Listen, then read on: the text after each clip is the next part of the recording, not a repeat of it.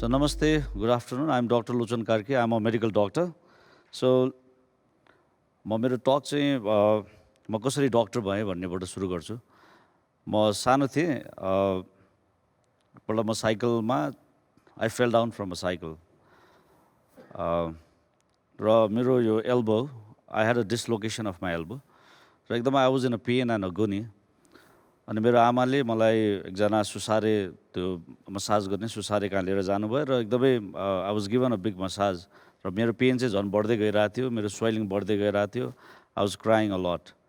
So I was taken to a doctor after his treatment and उसले उपचार गर्यो, केही औषधि दियो। त्यस पछाडि मेरो पेन पनि गयो, अलिकति स्वेलिङ पनि कम भयो, एक्सरे गर्यो, मेरो उपचार सुरु भयो। सो म एउटा रुइरहेको बच्चा, I was coming back my home and then त्यहाँ पेन थिएन र म हाँसेर फर्किरहेको थिएँ। त्यतिखेर म मनमा नै सोचिरहेको थिएँ, did I meet a magician or did I meet a doctor who is he a god something like that. कि म एकदमै रुइरहेको, मेरो हात एकदमै दुखिरहेको, एकदमै सुनिरहेको, फर्किँदा म रुँदै गइरहेको मान्छेलाई म हाँस्दै मलाई घर फर्किने वातावरण बनाइदिइरहेको थियो। Then I was growing up. मेरो ठुलो बुवा डक्टर पनि हो, अनि उहाँ नेपाल होइन बाहिर बस्नुहुन्छ र घर फर्केर आउँदाखेरि, काठमाडौँ आउँदाखेरि अरू पनि बिरामीहरू उहाँले जाँचिरहनु भएको हुन्थ्यो र त्यहाँ थुप्रै मान्छेहरू तनावमा, प्रब्लममा, पेनमा, मलाई के भइरहेको छु, म मर्ने त होइन भन्ने कुराहरू, त्यस्ता किसिमका बिरामीहरूलाई भेटिरहनुहुन्थ्यो र उहाँले उहाँहरूलाई कुराहरू बुझाउँदा, उपचार दिँदाखेरि त्यहाँ मानिस के सन्तुष्ट भएर, कि खुसी भएर गएको पनि म देख्थेँ र उहाँले त्यो उपचार गरिरहँदाखेरि मेरो ठुलो बुवा आफै पनि खुसी भइरहेको देख्थेँ र मलाई कतै यो प्रोफेसन एउटा हिलरको प्रोफेसन जस्तो पनि लागिरहेको हुन्थ्यो र एउटा जब सेटिस्फ्याक्सनको प्रोफेसन जस्तो पनि लागिरहेको हुन्थ्यो र मैले मनमा नै I think I should choose this profession भनेर म त्यो प्रोफेसनतिर इन्क्लाइन भएँ र मेरो ठुलो बुवाले told me that if you want to be a doctor, I mean if you want to have a good life, if you want to be rich, doctor is not your profession. हेर भाइ, तर I make you sure that कि ठिकठाक जीवन बाँच्नु छ, अरूलाई खुसी दिनु छ, if you are hard working भनेदेखि तेरो प्रोफेसन डक्टरमा जानु ठिकै छ भन्ने कुरा जस्तो सजेसन्सहरू आइसकेपछि I thought this is what I want. किनभनेदेखि if you really want to be a rich, if you are a successful in any kind of a profession, you can become rich. Name, मान्छेले profession choose गर्ने बेलामा सोच्ने भनेको कि त name, कि त फेम, कि त कमाइ, यही चिजहरू हो। तर हरेक प्रोफेसनमा हामीले राम्रो गऱ्यो भनेदेखि त्यहाँ नेम पनि छ, त्यहाँ फेम पनि छ र हरेक प्रोफेसनमा त्यो चिजहरू छ। तर मैले जुन चिज देखिरहेको थिएँ, खोजिरहेको थिएँ, सायद त्यो प्रोफेसनमा छ जस्तो मलाई लाग्यो र मेरो जर्नी सुरु भयो। नाउ म अलिकति इलाबोरेट के गर्न चाहन्छु भने द प्रोफेसन बिकमिङ अ डक्टरको जर्नीलाई म अलिकति इलाबोरेट गर्छु। After you finish your school, it will take another 11 to 17 years to become a doctor. School सकाएपछि अनि we have to go for under graduation program, हामी एमबिबिएस भन्छौँ, जसमा 4 वर्ष लाग्छ, 1 वर्षको इन्टर्नसिप हुन्छ। त्यस पछाडि post graduation or residency program which will take another 3 to 7 years. फेरि if I divide this undergraduate, जुन एमबिबिएस प्रोग्रामलाई डिभाइड गर्ने हो भने यो 4 वर्षको प्रोग्राम हरेक 1 वर्ष इज च्यालेन्जिङ। फर्स्टको 2 वर्षमा वी डु बेसिक साइन्स, अर्को नेक्स्ट 2 इयर्समा वी डु क्लिनिकल साइन्स, अनि इन्टर्नसिपमा we do clinical रोटेसन्स।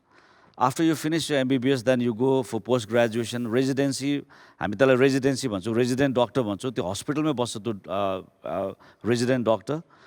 Is not supposed to go back home, is supposed to stay in home. Family, friend, these things come second. Sometimes, I know by the time you finish your post-graduation or residency, you get divorced because, MBBS गरेर बिहा गरेको मान्छे कहिलेकाहीँ residency सकुन्जेलसम्म divorce पनि होला, किन उसले समय दिन सकिरहेको हुँदैन। So even after finishing your residency and fellowship, you have to sit for medical license examinations. They want to see whether you are capable of treating patient or not, whether the patients are in safe hand or not. And to medical license ko exam दिइसकेपछि then you are ready to treat the patients. But still again there are systems which will dictate you. तिमीले गरेको चिज ठीक छ या छैन. There are medical council, there are Ministry of Health, there are national guidelines which will guide you, which will tell you, which will dictate you, keep practice this way and practice that way. So basically after this hardship, you become a doctor. And I have experience. I've seen your journey, ma. There are so much of pressure, long hour studies, अरू pressures. There are a lot of suicides even in during your medical schools. मेरे म medical college पढ्दाखेरि we have lost 3 medical students who couldn't take those pressures. So after finishing your school, medical school, residency, this and that, then you become a doctor. So it is a profession. Now, I would like to make one statement. Medical science is a profession. And medical doctors are professionals. But sometimes we tend to say that medical doctors are God. There we are wrong. So I always tell कि जब हामी doctor भगवान हो भन्न थाल्छौँ तब हामी गल्ती कहाँ हुन थाल्छ भने वी एक्सपेक्ट अ लट कि भगवान हो भनेपछि बिरामी मर्नु भएन अथवा बिरामी उसले उपचार गर्न जाँदा सम्पूर्ण चिज ठिक हुनु पर्यो भन्ने कुरा जो त्यो हाम्रो कन्सेप्ट एउटा रङ हुन्छ। त्यस कारणले I would like to say that doctors are professional like others. जसरी एउटा वकिलले एउटा मुद्दा लड्दाखेरि सबै मुद्दा जिताउनै सक्छ भन्ने हुँदैन, एउटा टिचरले पढाएको स्टुडेन्ट सबै पास हुन्छ भन्ने खालको हुँदैन। त्यसै गरिकन एउटा मेडिकल डक्टरले उपचार गर्दाखेरि अरू प्रोफेसन जस्तै उसले आफ्नो ज्ञान, बुद्धि, विवेक, आफ्नो ट्रेनिङमा सिकेका कुराहरूलाई अप्लाई गरेर आफूले they give their best in the patient interest. तर कहिलेकाहीँ गर्दै जाँदाखेरि उसले गर्न नसक्ने अवस्था आउन सक्छ। There are many factors. Medical science is not a science. Father of medicine has said medicine is an art. Why medicine is art is like we are different individuals. I mean different individuals. Father of medicine has said, if we were not different individuals, medicine would be science. As we are different individuals, so medicine is an art. You can see, COVID हेर्नुभयो तपाईले, कोभिडमा हेर्दाखेरि covid लागेको सबै मान्छे पनि मरेनन्, सबैलाई ज्वरो पनि आएन होला, सबैलाई डायरिया पनि भएन होला। So we are different individual भएकोले गर्दा सिम्टम्सहरू डिफ्रेन्ट हुन्छ। अहिले हामी यहाँ बसेको मान्छे सबैलाई ब्याक्टेरिया हामीले सेम टाइफाइड ब्याक्टेरिया हालिदियो भने कसैलाई हाई ग्रेड फिभर आउला, कसैलाई टाउको मात्रै दुख्ला। हाम्रो डिफ्रेन्ट शरीर भएको कारणले गर्दाखेरि शरीरले डिफ्रेन्ट तरिकाले रेस्पोन्स पनि गर्छ।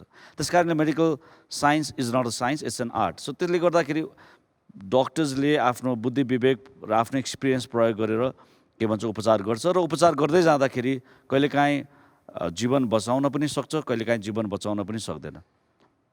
Now, my point is doctor-patient relationship comes in a problem when there is the patient dies or when the expectations are not up to the patient's desire. जब त्यहाँ त्यसपछि एङ्गर्सहरू आउन थाल्छ। Now, why doctor-patient relationship is deteriorating day by day? If you look decades back, 10 वर्ष, 20 वर्ष, 2 दशक अगाडि हेर्ने हो भने डक्टर पेसेन्ट रिलेसनसिप आजको भन्दा धेरै राम्रो थियो। तर यो 2 दशक पछाडि हेर्ने हो भनेदेखि डक्टर पेसेन्ट रिलेसनसिपमा प्रब्लम्सहरू आइरहेको छ। If you look into the study, neither doctors are happy nor the patients. डक्टर्सहरूको तपाईँले क्वेसनर्सहरू सोध्ने हो भने डक्टर्सहरूलाई पनि आफ्नो पेसासँग अहिले भइरहेका पीडाहरूसँग खुसी छैनन् भने यतातिर पेसेन्ट्सहरू पनि खुसी भेटिँदैन। The main thing is the communication. र there are different types of patients. Patients, that a group of patients are ignorant patients, they know nothing, they believe whatever doctors say, they follow the instruction, whatever is given. And there are certain patients, अहिले internet यो चिजहरूले गर्दाखेरि, गुगलहरूले गर्दाखेरि, they come with, there are certain patients who are informed, they know, they have information, they have questions, they know reasons. So these are the things. And even there are varieties of doctors, those doctors, they say, I know everything, so you need to follow me, you are not supposed to ask questions. But there are certain doctors who sit with the patient, they explain them, they listen to them. So now, the communication is the most important key factor which is needed for the doctor-patient relationship at the present. And looking into the more medical doctor Bakole, I would like to bit elaborate on the doctor's part. As I said, it's a doctor work in a very tremendous pressure. For doctors, food is medicine, holiday is medicine, family is medicine. They gave all their heart. That is how they come up from the medical school. त्यति गर्दै आउँदै जाँदाखेरि पनि तपाईँले अहिले दुनियाँ रिसर्चहरू हेर्नुभयो भनेदेखि तपाईँले सुसाइडल रेटहरू हेर्नुभयो भने lot of doctors are burnt out every year. तपाईँको अरू प्रोफेसन भन्दामा डक्टर्समा the suicidal rate is 40% more in medical profession. The divorce rate is more in medical profession. Life expectancy, if you look into life expectancy, अरू profession भन्दा medical प्रोफेसनको मानिसहरूको आयु कम हुन्छ. They die earlier than other people. त्यस कारणले गर्दाखेरि यो प्रोफेसनमा एकदमै दबाब छ. They work in a team, but still the whole the anger is against the doctor. They work along with the nurses, paramedics, setup कुन सेटअपमा काम गरेर आउँछ. कोही गाउँमा लिमिटेड रिसोर्सेसमा काम गरेर आउँछ, थोरै चिजसँग काम गरेर आउँछ. But still all the pressure is on the doctor. If you look at, हामी सबैजना धेरैजना प्लेन चढेको छ. प्लेनमा तपाईँलाई अनाउन्समेन्ट हुन्छ नि. प्लेनको अनाउन्समेन्टमा सबभन्दा पहिले तपाईँ आफूलाई सुरक्षित राख्नुहोस् अनि आफ्नो बच्चालाई पहिले you put on oxygen yourself first, then to give oxygen to the kids, the help others भनेर भन्छ. तर मेडिकल प्रोफेसनमा they risk their life and they work for other. It's nothing like प्लेनको अनाउन्समेन्टको सेफ्टी अनाउन्समेन्ट जस्तो medical प्रोफेसनमा हुँदैन. You could see recently in Covid also, जब सबैजना घरमा सुरक्षित भइरहेको बेलामा उनीहरूले आफ्नो लाइफलाई रिस्कमा राखेर उनीहरू काम गर्न गइरहेको अवस्था थियो. तपाईँले भुइँचालोको बेलामा हेर्नुभयो भने सबैजना टेन्टमा बसिरहेको बेलामा, घर हल्लिरहेको बेलामा मेडिकल डक्टर्सहरू हल्लिरहेको अपरेसन थिएटरमा अपरेसन गरिरहेको थियो.